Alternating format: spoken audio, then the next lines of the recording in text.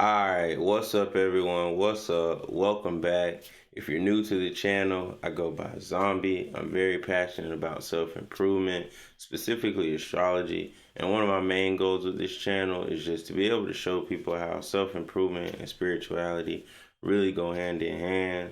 So in this series, I've been going through all the houses, right?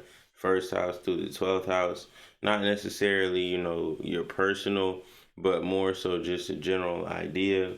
Now, I'm going to leave a link down below in the description, and it'll take you to a website where you can enter in your birth information. And then from there, it'll draw a chart up for you, and you can start your own little journey of self discovery. But like I said, for now, I'm just running through the houses in astrology and what that basically means. Excuse me. So in this video, I'm gonna be going over the second house.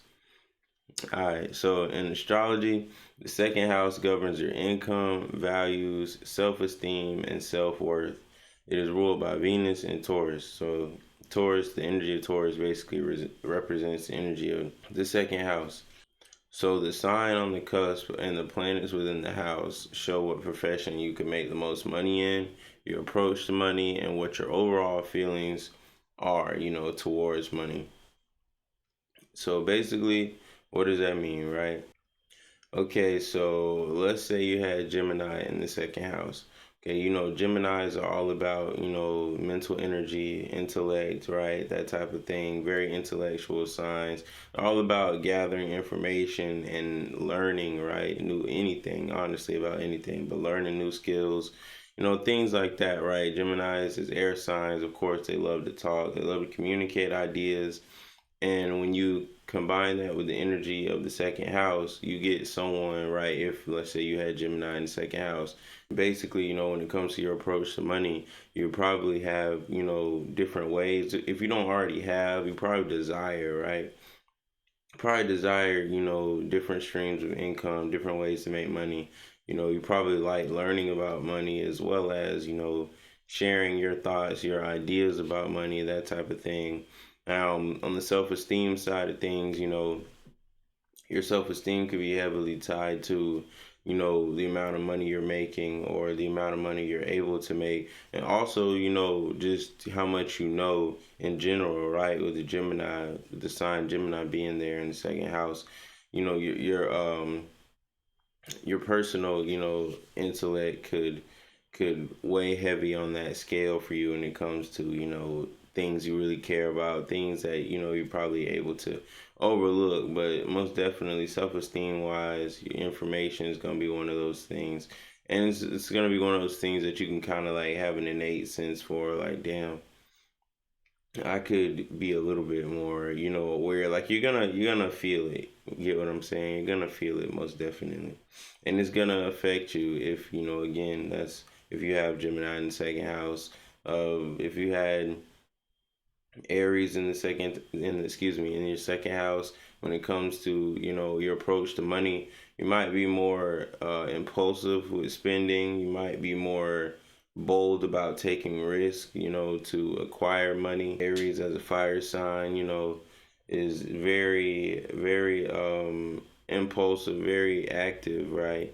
So when it comes to money, you might present yourself in that way. And Aries having to deal a lot with the physical body, you know, things of that nature. Just overall, your physical body. Your self-esteem could be tied to your physical appearance, your ability to attract the opposite sex when you get into like lust and sex and desire and those type of Martian traits and Martian qualities that Aries definitely has. And yeah, that's basically what the second house means, or the second house represents, right? So correlation wise, like I said, we have values. Values, you can think about that in like a moral sense, but you can think about it in a more of a material sense as well, though, like the material things that you find value to, and your actual tangible possessions, right? Because as an earth sign, as an earth house, Taurus in the second house, very tangible, right? The whole point of Taurus energy, at least the purpose of it is to be able to manifest, right? To be able to create, to be able to bring these ideas, down to earth. That's one thing that Taurans, are naturally, really good at. So values, your physical possessions, your morals, in a sense. There's values, period. Financial security. I'd say security, period. Honestly, like emotional security too, but definitely more so financial. Excuse me. Security has a lot to do with the second house, or your lack of, financial security has a lot to do with your second house placement. And of course, like I said, your self esteem, your self worth, not necessarily the confidence side of things, although, low confidence could affect your self esteem, most definitely. But yeah, self esteem, self worth, values, like I said, financial security, all of these things are second house topics, right? Relationships, not really. I don't want to say not really. No, I don't want to say relationships, 'cause not really, not like the second house. But Libra and Taurus are both ruled by Venus, and so not like the seventh house, I meant to say, excuse me. And so when it comes to the second house, your intimate, one-on-one relationships, like, maybe with your partner or even with a friend. Like I said, that's more so seventh house.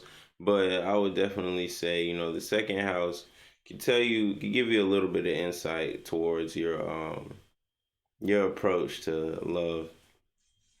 But yeah, that was the second house. If you watched this, I appreciate you. Of course, as always, go ahead and hit that subscribe button. Leave a like for me, and I will see you guys in the next video. I'm out. Peace.